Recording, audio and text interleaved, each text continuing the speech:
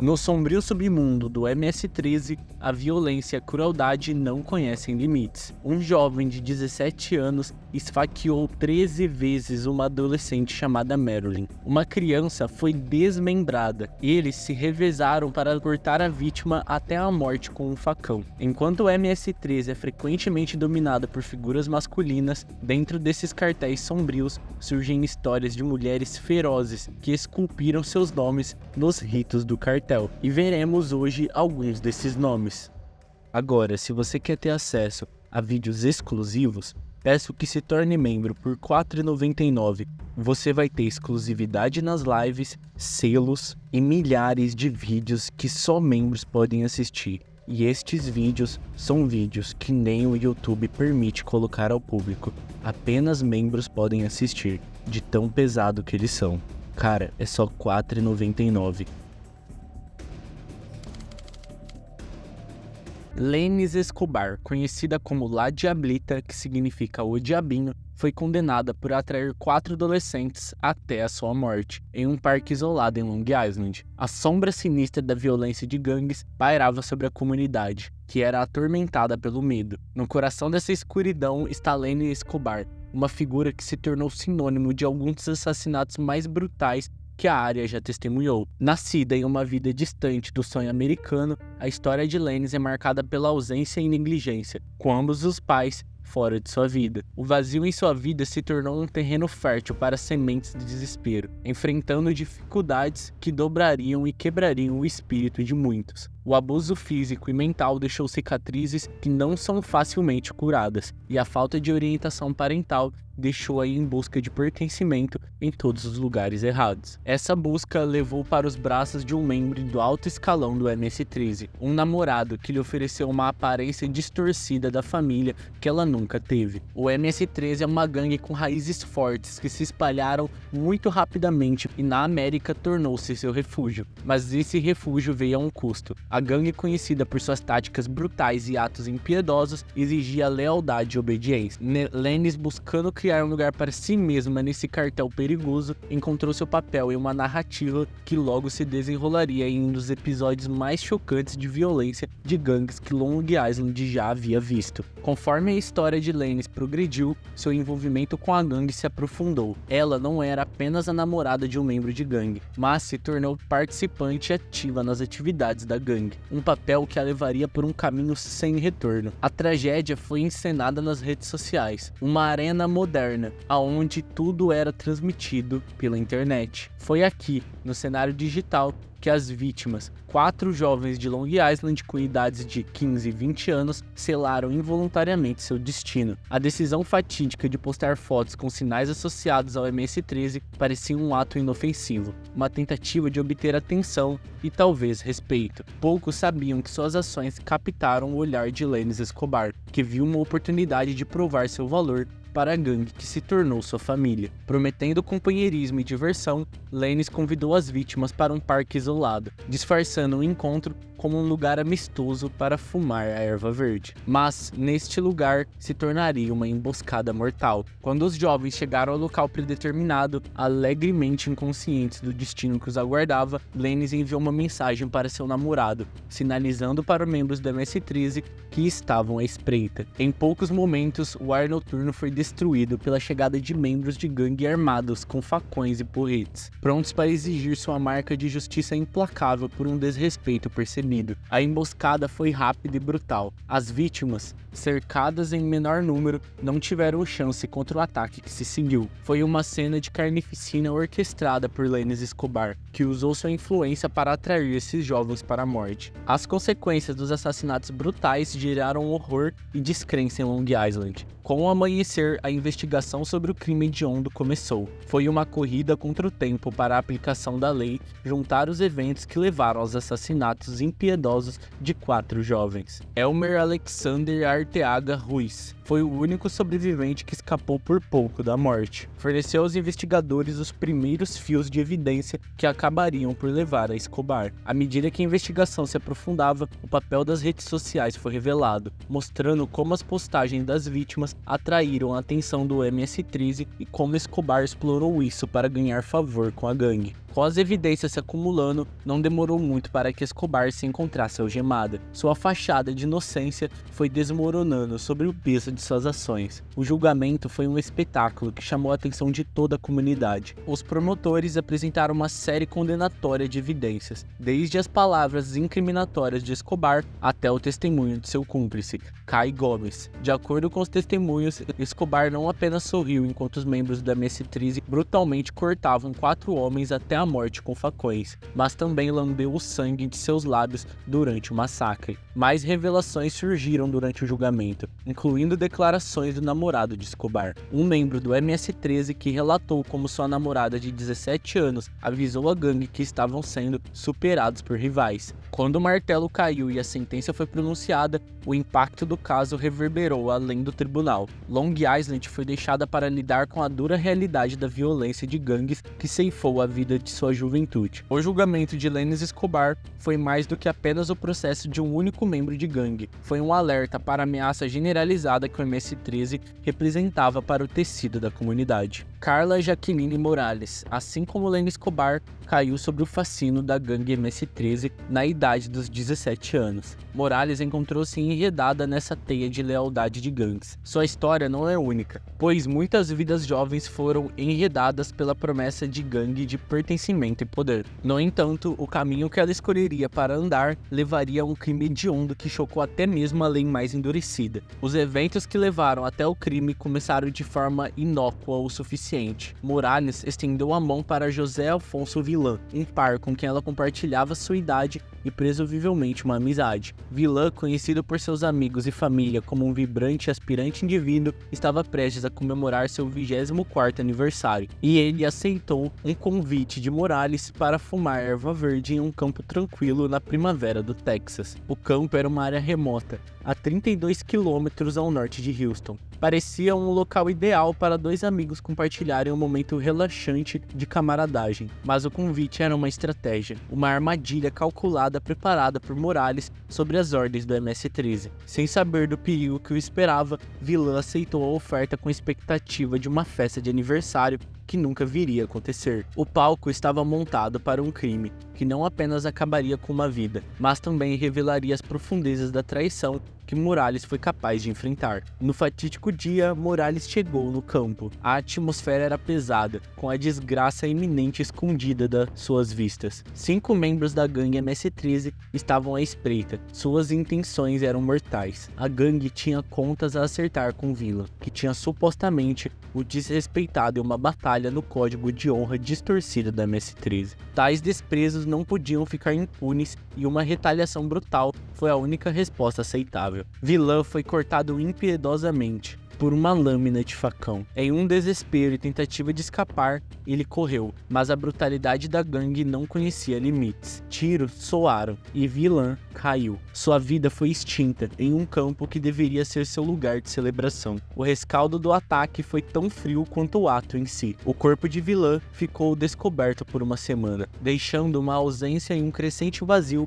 na vida daqueles que o conheciam e o amavam. A descoberta de seus restos mortais mais tarde enviaria ondas de terror em toda a comunidade de Houston, um lembrete gritante da implacável gangue. A descoberta de José Afonso Villan no campo remoto partiu uma investigação complexa e intensa. A brutalidade do crime e a cena não deixaram dúvidas de que foi um ato de violência das gangues, e a notória MS-13 rapidamente se tornou o principal suspeito no assassinato. A tarefa à frente era assustadora. As gangues eram conhecidas por seu código de silêncio e o medo que incutia nas comunidades, fazendo com que as testemunhas relutassem em falar. Detetives avançados começaram a remendar os eventos que levaram à morte de Villan, começando com seu último paradeiro conhecido e suas comunicações. Não demorou muito para que o nome de Carla Jaqueline Morales viesse à tona em seu convite a Villan para comemorar seu aniversário, tornando-se o ponto focal da investigação. À medida que as camadas do caso foram descascadas, a conexão de Morales com MS-13 e sua presença na cena do crime tornaram-se cada vez mais aparentes. O avanço veio quando Morales, sob a pressão do questionamento implacável, começou a desvendar a teia de mentiras que ela tinha tecido. Ela admitiu seu papel no assassinato, revelando que havia atraído Villan para o campo sobre falsas pretensões. Sua confissão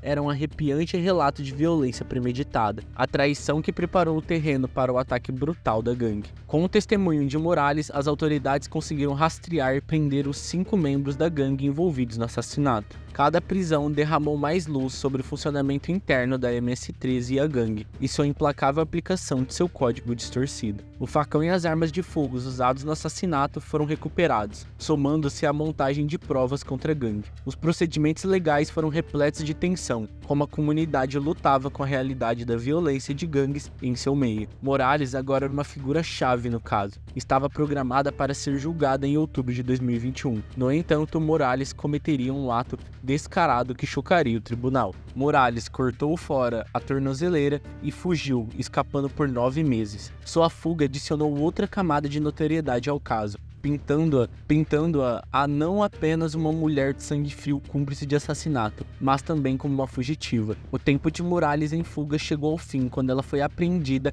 e levada de volta à custódia. O julgamento iminente pairava sobre ela, contando com o papel que desempenhou no assassinato impiedoso de vilã. Em uma surpreendente reviravolta nos acontecimentos, pouco antes da seleção do júri, Morales entrou em uma confissão de culpa, a acusação de assassinato, que a haveria condenada a 30 anos de prisão. Uma decisão que trouxe um sombrio senso de encerramento a um caso que tinha assombrado a comunidade de Houston. A brutalidade do crime, ressaltada pela traição de um suposto amigo, deixou moradores cambaleando e procurando por respostas. O sentido de segurança foi quebrado, substituído por um medo palpável de que tal violência pudesse se desdobrar em seus próprios quintais. Líderes e ativistas da comunidade se uniram, apelando por um aumento dos recursos e apoio para abordar as causas profundas de envolvimentos com gangues. Os programas de extensão foram com o objetivo de proporcionar aos jovens alternativas ao estilo de vida de gangues, com iniciativas educativas focadas no perigos da afiliação a gangues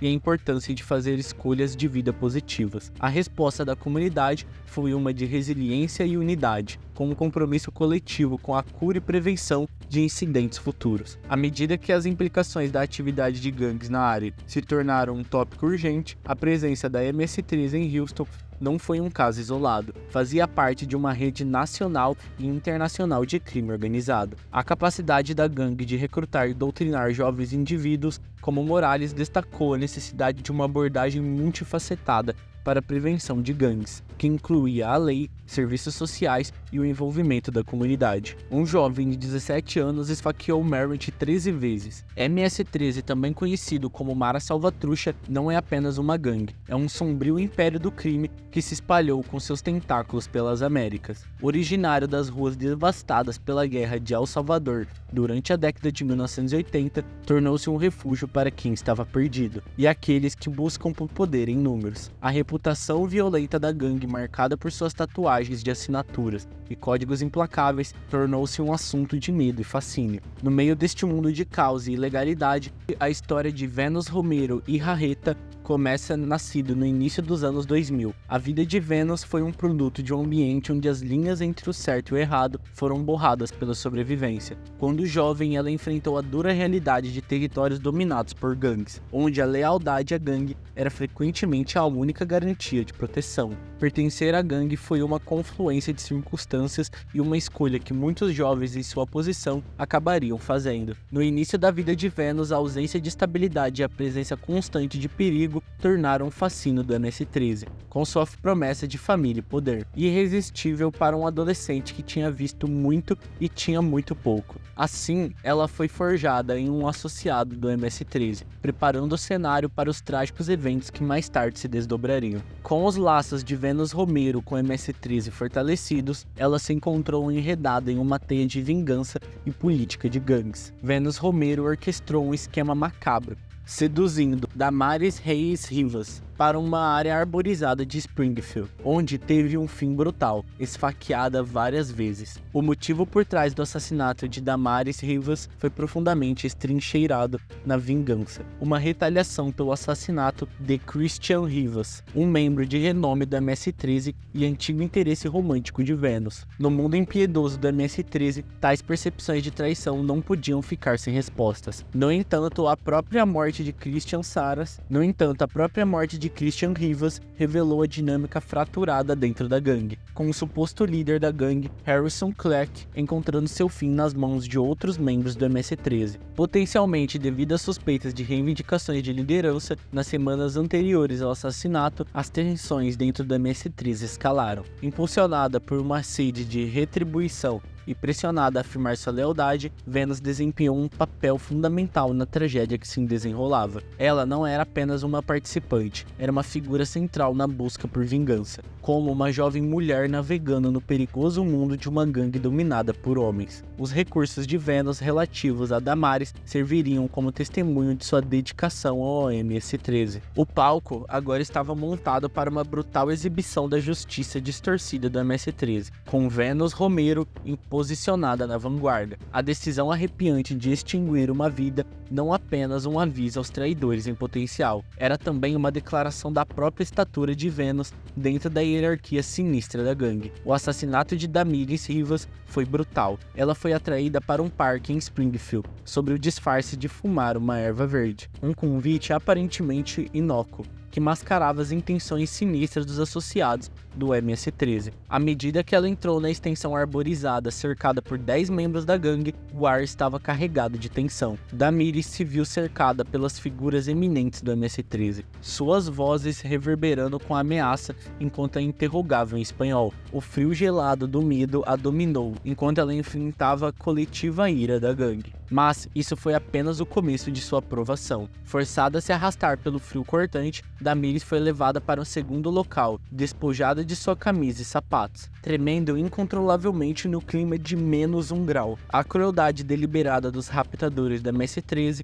procurava sujeitá-la ao mesmo tormento gelado suportado por seu camarada caído. Christian, cujo corpo sem vida havia sido insensivelmente descartado nas águas gélidas do Tomoki River, uma câmera foi configurada para capturar o evento brutal. E enquanto a cena arrepiante era filmada, Venus Romero surgiu empunhando uma faca de caça, seu comportamento traindo uma sensação de sombrio determinação. De fora da câmera, uma voz em espanhol ordenava que ela simplesmente enfiasse o aço nela. O tormento infligido a Damaris estava longe de terminar. Um grupo escolta Damaris de volta para um carro que estava esperando, transportando-o para um local desolado abaixo da iminente presença de um viaduto de Betway, adornado com as marcas duradouras do MS-13. O grafite e a escuridão da noite espelham as profundezas de sua depravação. Alguns membros de gangue se afastam enquanto outros desencadeiam uma enxurrada de socos e chute em Damaris. Em meio ao caos, Venus Romero eleva sua raiva palpável enquanto interroga Damaris sobre seu suposto caso com Christian. Apesar do pedido de perdão de Damaris,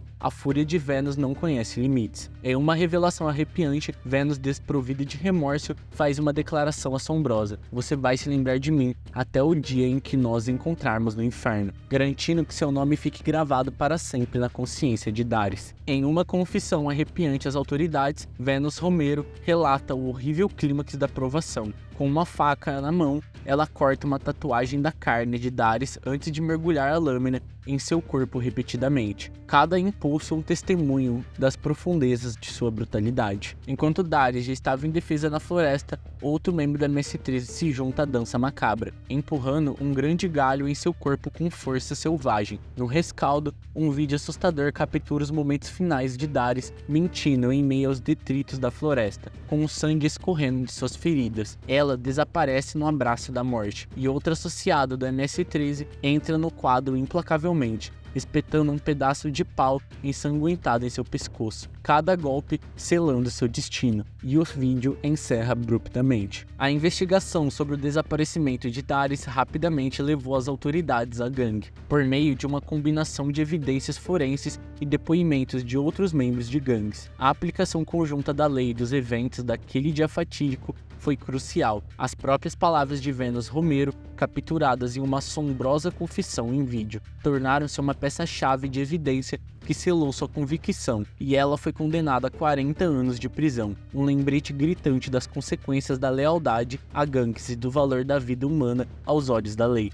A história de Brenda Paz não começa nas ruas violentas onde o MS-13 mais tarde a reivindicou, mas no ambiente humilde de Honduras, onde ela nasceu. Sua viagem para os Estados Unidos, assim como a de muitos imigrantes, foi alimentada pela promessa de uma vida melhor, longe da pobreza e da instabilidade de sua pátria. No entanto, a realidade que esperava na terra das oportunidades estava longe do sonho que ela e sua família imaginaram. Criada em um lar desfeito, a infância de Brenda em Los Angeles foi prejudicada pelos desafios que frequentemente levam jovens a desviar para as ruas da cidade. A atividade da gangue se tornou-se pano de fundo de seus anos de formação. Foi aqui, em meio ao caos e fascínio da cultura de gangues, que Brenda encontrou um sentido de pertencimento que sua família fraturada não poderia fornecer. Aos 13 anos, Brenda tomou uma decisão que alteraria irreversivelmente o curso de sua vida. Ela escolheu se juntar ao MS-13, uma gangue notória por sua violência implacável e códigos de condutas rigorosos. Ao contrário da maioria das mulheres que foram iniciadas através do sexo, Brenda suportou o tradicional direito de iniciação masculino, conhecido como ser saltada. Em 13 segundos excruciantes, ela foi espancada por membros de gangue. Um batismo brutal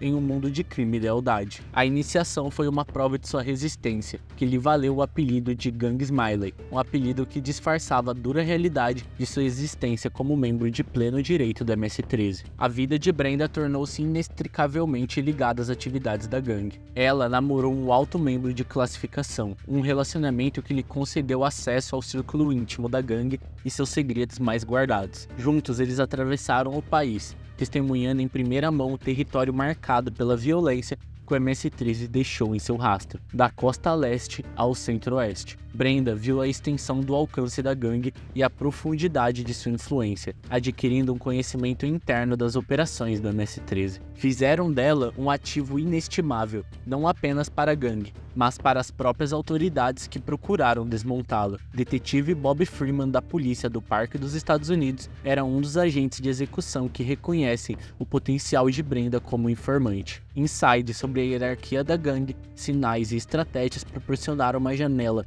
para um mundo que era até então envolto em segredo. Apesar de seu profundo entrincheiramento na vida da gangue, Brenda alcançou um ponto de virada quando decidiu cooperar com a polícia. O catalisador dessa decisão foi o medo de ser acusada de um assassinato que ela testemunhou, um crime que poderia selar seu destino dentro do impiedoso sistema de justiça. A cooperação de Brenda não foi um simples ato de autopreservação, foi um cálculo de risco que colocou sua vida em perigo. Ela começou a divulgar informações sobre operações do MS-13, lançando luz sobre suas ambições de ser a gangue hispânica mais proeminente, marcada por um rastro de assassinatos e mortes. A informação que Brenda forneceu foi crucial, levando a avanços decisivos em pelo menos 60 casos, com seu testemunho oferecendo um nível de detalhe e precisão que antes era inatingível. O detetive Freeman observou que a maioria das informações compartilhadas por Brenda foi confirmada, solidificando seu status como uma fonte confiável. A tatuagem My Crazy Life significava os 3 destinos que aguardavam os membros da MS-13: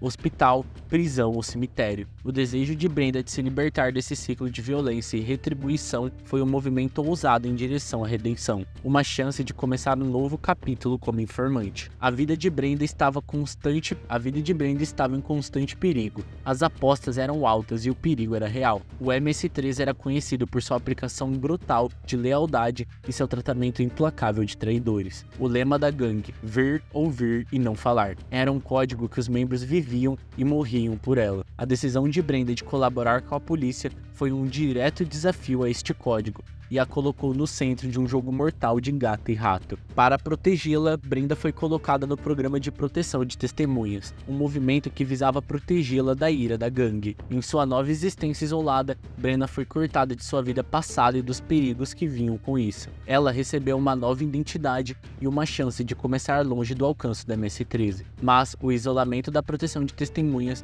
provou ser uma faca de 2 gumes. Brenda decidiu deixar a proteção de testemunhas e retornar a Virgínia, uma aposta perigosa. Ela acreditava que sua cooperação com a polícia permanecia um segredo que sua antiga gangue não sabia. Mas o MS-13 não era uma organização para ser subestimada. A gangue tinha seus próprios métodos de vigilância e inteligência, e estavam vigiando de perto seus membros, incluindo Brenda. Ismael Cisneros, um membro do MS-13, foi gravado discutindo uma investigação privada provada sobre se Brenda estava cooperando com a lei. Esta revelação ressaltou a determinação da gangue em erradicar e punir qualquer forma de deslealdade. A resposta da gangue à traição percebida de Brenda foi rápida e brutal. Em um encontro clandestino, membros da MS-13 votaram unanimamente para assassinar Brenda. A decisão foi tomada com fria precisão, um testemunho do código de conduta impiedoso da gangue. Na manhã seguinte, Brenda foi atraída para longe, em uma viagem de pesca.